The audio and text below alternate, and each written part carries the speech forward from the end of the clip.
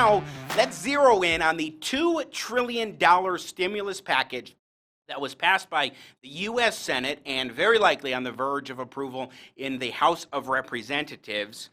Passed in the Senate yesterday with Alfredo Ortiz, who is president and CEO of the Job Creators Network, and I'm pleased to welcome him for the first time to Jimmy at the Crossroads. Alfredo, sir, welcome. It is good to have you. It's great to be here. Thank you very much for having me on your show, Jimmy. So, the basics of this bill, what's your overall perspective on it? And you know, our main focus is I'm not sure if you can see the full sign behind it, but small business is too big to fail. And I think that message did get incorporated loud and clear into this bill. $367 billion. They call them loans, but I really want to call them grants, because when you really look through it, that's basically what it is. As long as you keep payroll going effectively, that loan is going to become a grant. No personal guarantees, no collateral required. It's about as close to a grant as you can get without calling it a grant. So we're excited about that. I have to tell you, Jimmy, obviously the devil's in the details. My concern is over the next 15 days, which is, I guess, how long the agencies have to really put the rulemaking and the guidelines and the operational aspects of this together, is how quickly can we really do that? How quickly can we get the money to small business owners? You know, every day that passes is another day that small business owners are sitting there and contemplating whether they should just shutter their doors, either, you know, temporarily or forever, and lay people off. And so, you know, this is really time is of the essence kind of stuff, and hopefully Congress hears that. It was pretty disappointing to know that this is now basically taken 5 more days than it probably should have been. So, you know, we're talking checks to folks probably in the next 2 to 3 weeks. Again, concerning to me, because April 1st is right around the corner. And what happens April 1st? A lot of mortgage payments, car payments, you know, utilities, stuff like that is due. And so we just got to make sure, you know, that cash is keen, especially to our small business owners, and that they keep their employees employed. So, Alfredo Ortiz, when we look at this package, I mean, you're zeroing in on the small business support, which is critical. Yeah. Tell us a little bit about the role that small businesses play in America's economy, because there are a heck of a lot across the country that aren't even able to function at this point in time, and that puts a real damper on things. Yeah, Jimmy, it really does. And I always ask people, I mean, I think every single American in one way, shape, or form touches small business every single day, whether they own one, whether they have a friend or relative that owns one, or where they shop or are, you know, customers of one. I mean, your dry cleaner, your deli guy, you know, the barber. I mean, the list goes on and on. 2/3 of new job growth, Jimmy, is really in the hands of small businesses in this country. About just over 50% of the labor force, about 60 million people, overall are employed by small businesses, plus the 30 million small business owners. So you have a pool of about 90 million people who are really dependent, of hardworking Americans that are dependent on the success or failure of small business. And right now they really are hurting. And this is the thing, it really is out of no fault of their own. And that's the sad part of this thing here. Really, small businesses were the ones that were really leading, you know, the charge on the economic boom that we were having just a few weeks ago, which is just incredible to think how quickly things have changed. But I really truly believe that it's small businesses that are also going to get us out of this. The ingenuity, the creativity, the innovation that small business owners show every single day, day in and day out, it's amazing. Just down the street, there was a coffee place that literally within a matter of hours, you know, the mayor had declared kind of a shutdown except for drive-throughs and takeouts. Within literally a handful of hours, they had pulled out their POS, they had pulled out, you know, extension cords, you know, their cables. They popped up a big umbrella with a table, and guess what? All of a sudden they had a drive-through. And so it's that kind of ingenuity and creativity, you know, that I think is going to get us through this. And there is going to be a tomorrow, and I think people are kind of forgetting that, because just the craziness that, at least in my lifetime, I certainly have never experienced anything like this. I don't think anybody currently living right now has ever experienced anything like this. I mean, I think all have gone through 9/11. This isn't even close to that. I mean, this is 100-fold worse, because every single industry across every single part of the country is being impacted. No, there's no doubt about that. I think that this, depending on how long it lasts, will be a short-term decline in the economy. But during this time, small businesses, I mean, you're absolutely right, Alfredo Ortiz, again, President and CEO of the Job Creators Network. This is not the responsibility of small businesses. Most of these businesses are not being hampered for reasons that were their own or systemic problems. Right. this is because of the coronavirus crisis and being shut down. So I've always been favorable to the idea over the last couple of weeks of giving some sort of relief to those small businesses, especially, and individuals who are in need right now.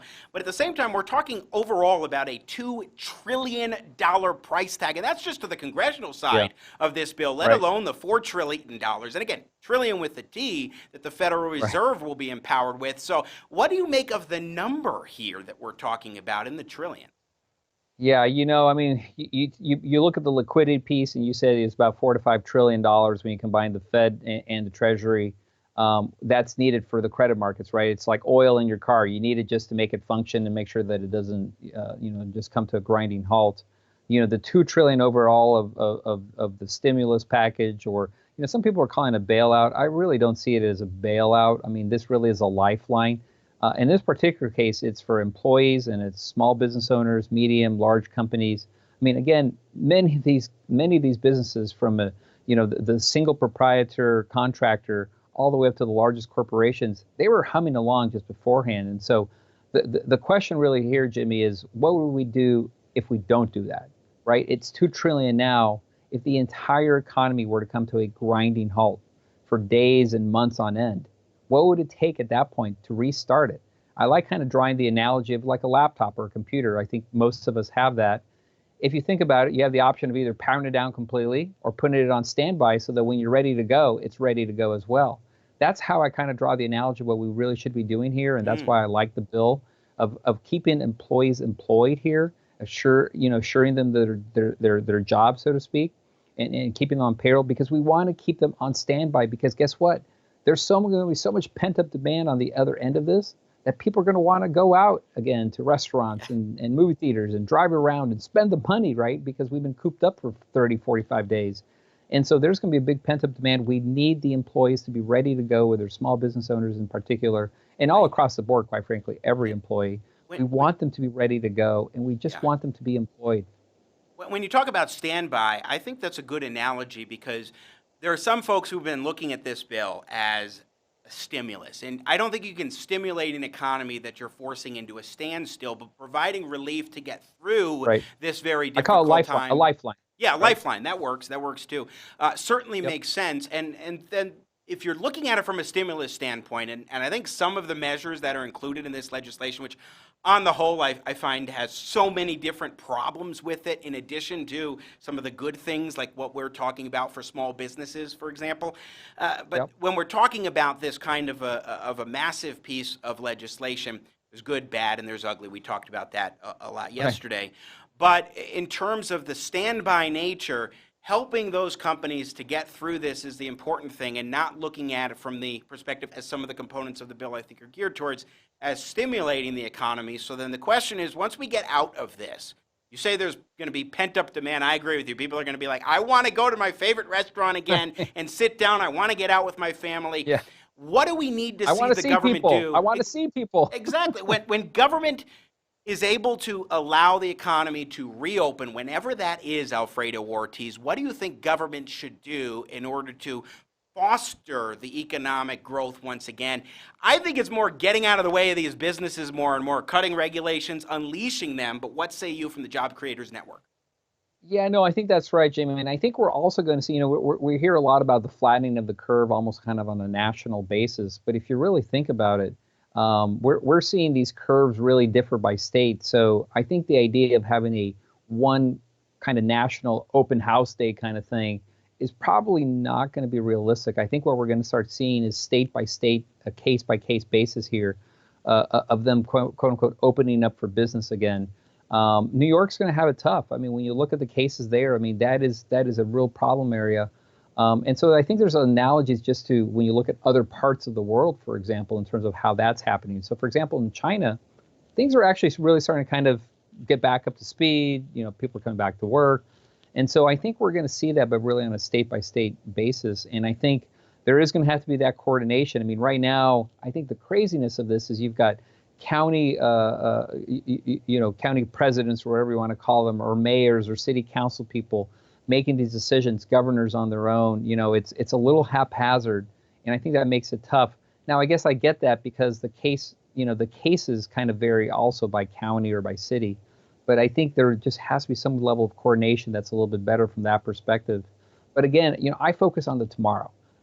There is going to be a recovery. There is going to be a period there. And I think one of the best things, like today, that it went unnoticed. 2.1% was the GDP. It wasn't a roaring GDP number, but it was a pretty strong GDP number going into this, into this crisis. So we at least had that. Some businesses had, cash on hand, and now with the liquidity that's being put out there by the Fed and the Treasury, I think liquidity is going to be handled. So again, I think just people have to be optimistic. It is going to be ugly. I mean, there's no way to sugarcoat that, Jimmy. But knowing that there is another end to this, and quite frankly, the reason why I feel optimistic is because I look at American ingenuity. I look at entrepreneurialism.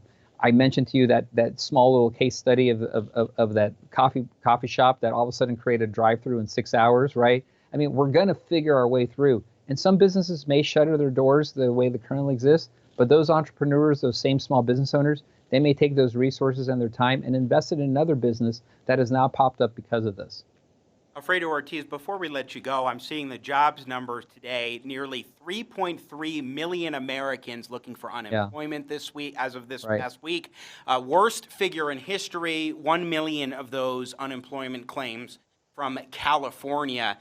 How difficult, how long do you think this might, I guess, how long, anybody's guess, but how much do you think people are going to be able to get through this with the bill that passed the Senate yesterday and will likely pass the House this week?